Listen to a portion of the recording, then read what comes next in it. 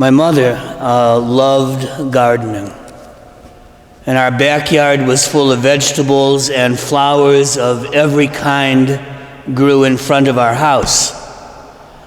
She planted seeds that her family sent from their home in Poland.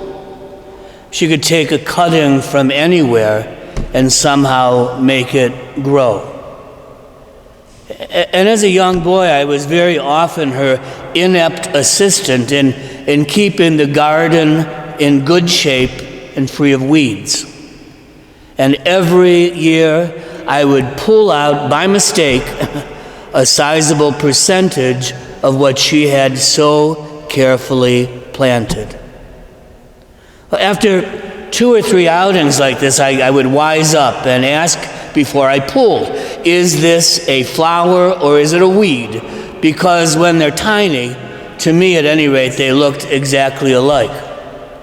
So only after she passed judgment would I pull it up or leave it to let it grow. Every now and then, though, even she was unsure and say, let's let it grow for a while.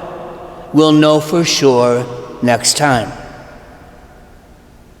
Today's parable of the weeds and the wheat is somewhat similar.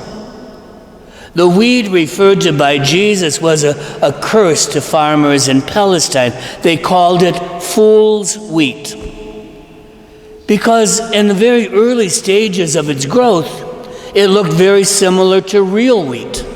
And that was why the owner told his workers, wait, let's wait until harvest time. If they acted too soon, they would pull up the real wheat, thinking it was fool's wheat. Now, apart from gardening and growing wheat, what has any of this to do with our lives today, who are not farmers?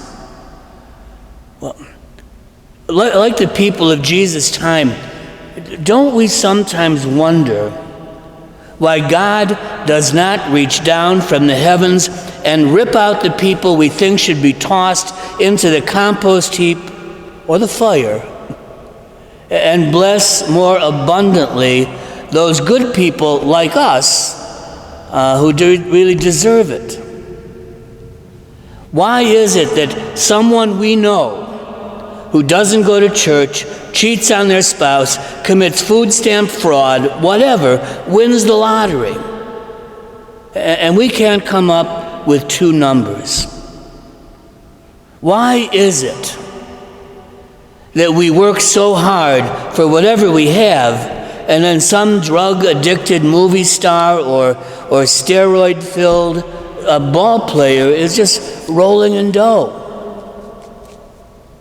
Well, perhaps the reason is that our God is very patient with us and with them.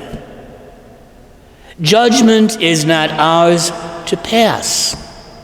Judgment should be passed only at the end of a person's life by God, not in the middle of it by us.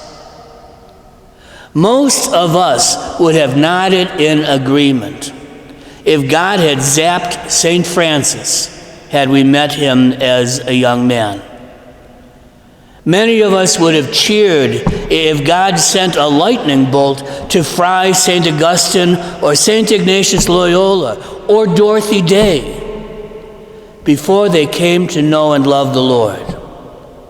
And in all those cases, how wrong we would have been. You know the saying, patience is a virtue, seldom to be found, rarely in a woman, never in a man. But patience is a virtue to be found in infinite measure in our God.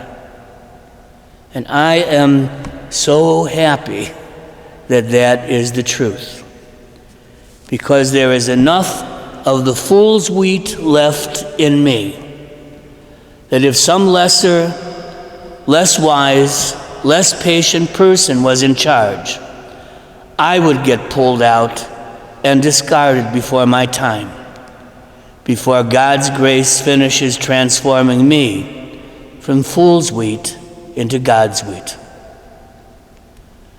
God love you.